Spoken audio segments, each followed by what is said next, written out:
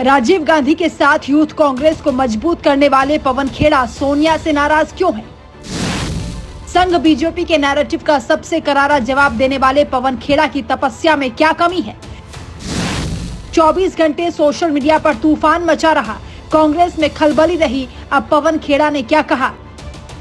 पवन खेड़ा को 3 साल का प्रवक्ता बताकर खारिज करने वाले कांग्रेसियों को ये रिपोर्ट जरूर देखनी चाहिए। अपनी हाजिर जवाबी, अपने वन लाइनर्स, फैक्ट और डिबेट करने के आक्रामक अंदाज से पवन खेड़ा ने हिंदुस्तान के लोगों के बीच अपनी पहचान भी बनाई है और अपनी फैन फॉलोइंग भी तैयार की है।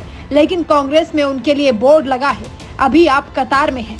29 मई को सोनिया गांधी के हवाले से राज्यसभा के कांग्रेसी दावेदारों की लिस्ट आई। इसमें एक अलग ही तरह का घालमेल रहा।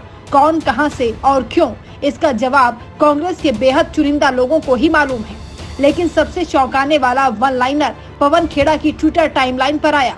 शायद मेरी तपस्या में कमी रह गई। इसके बाद एक डिबेट शुरू हो गई, कांग्रेस के अंदर भी और बाहर भी। लेकिन इस ट्वीट पर एक और पंच आया बॉलीवुड अभिनेत्री नगमा का। उन्होंने महाराष्ट्र से इमरान प्रतापगढ़ी का नाम सामने किए जाने पर नाराजगी जताई। नगमा ने भी पवन खेड़ा की लाइन ही आगे बढ़ाई, पूछा मेरी 18 साल की तपस्या में क्या कमी रह गई? कांग्रेस के तमाम नेताओं ने अपनी तपस्या का हिसाब किताब लगाना शुरू कर दिया, लेकिन सबसे ज्यादा चर्चा में रहे पवन खेड़ा। शायद सोनिया दरबार का ही दबाव रहा कि चंद घंटों में उनके सुर बदल गए, अपनी पहचान को ही कांग्रेस की देन बता दिया। हजारों की संख्या में रोज सुबह से शाम तक बिना किसी पद के लड़ रहे हैं।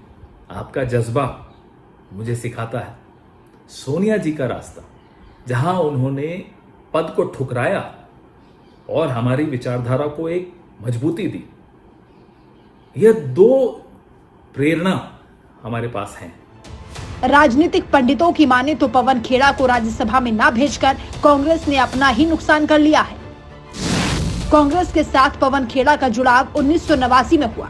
राजीव गांधी के दौर में यूथ विंग में सक्रिय रहे। 1991 में राजीव गांधी की हत्या के बाद कांग्रेस पार्टी छोड़ दी। 7 साल तक वो राजनीति से दूर रहे। 1998 में जब शीला दीक्षित दिल्ली की मुख्यमंत्री बनी, पवन खेड़ा को अपना राजनीतिक सचिव बनाया। 15 साल तक दिल्ली में शीला राज रहा। पवन खेड़ा उनके मिशन दिल्ली की कामयाबी के सूत्रधार रहे। 2015 से Pawan Khera TV debate show में कांग्रेस का पक्ष रखने लगे। तेज तर्रार अंदाज से डिमांड बढ़ गई।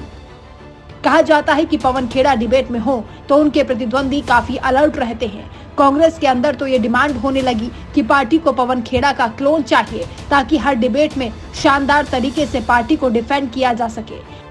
पवन खेड़ा काफी पढ़ते हैं, मेहनत करते हैं, कांग्रेस विचारधारा को लेकर प्रतिबद्ध हैं, गांधी परिवार के प्रति निष्ठा है, विजनरी है, ईमानदार है और साफ गोई से बात रखना जानते हैं। उन्हें भी यकीन है उनकी तपस्या बेकार नहीं जाएगी।